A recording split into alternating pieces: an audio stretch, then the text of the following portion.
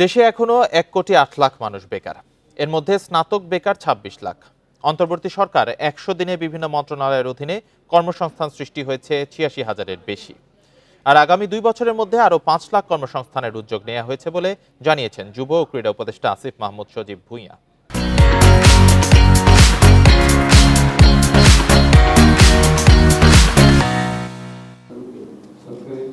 100 দিন পার করেছে অন্তর্বর্তী সরকার, আর এই 100 দিনের কাজের অগ্রগতি নিয়ে রোববার দুপুরে সচিবালয়ে সংবাদ সম্মেলনের আয়োজন করেন যুব ও ক্রীড়া মন্ত্রণালয়। এ সময় দুই মন্ত্রণালয়ের দায়িত্বে থাকা উপদেষ্টা আসিফ মাহমুদ সজীব ভুঁইয়া বলেন, দেশে বর্তমান বেকারের সংখ্যা 1,08,00,000 আর ন্যূনতম স্নাতক ডিগ্রিধারী বেকার 26 লাখ। এরই মধ্যে 86,277 জনকে চাকরি দেওয়া হয়েছে।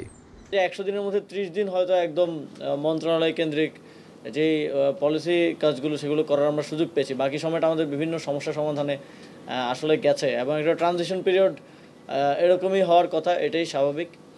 তো সেক্ষেত্রে আমরা অনেকগুলো চ্যালেঞ্জ ফেস করেছি।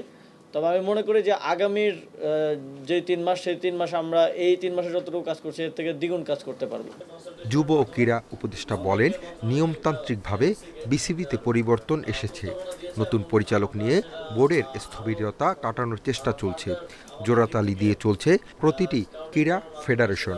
জবাবদিহি নিশ্চিত করতে প্রতি বছর ফেডারেশনগুলোকে নিরীক্ষা প্রতিবেদন দিতে হবে, আর আর্থিক অনিয়ম থাকলে নেওয়া হবে আইনগত ব্যবস্থা।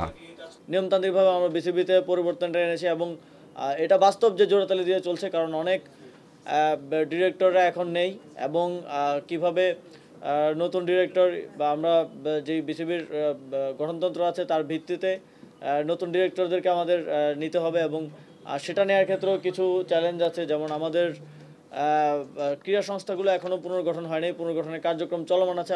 তবে ফুটবল সহ বেশ কিছু ফেডারেশন স্বায়ত্তশাসিত, তাই সেখানে সরকারের হস্তক্ষেপের সুযোগ নেই বলেও জানান যুব ও ক্রীড়া উপদেষ্টা।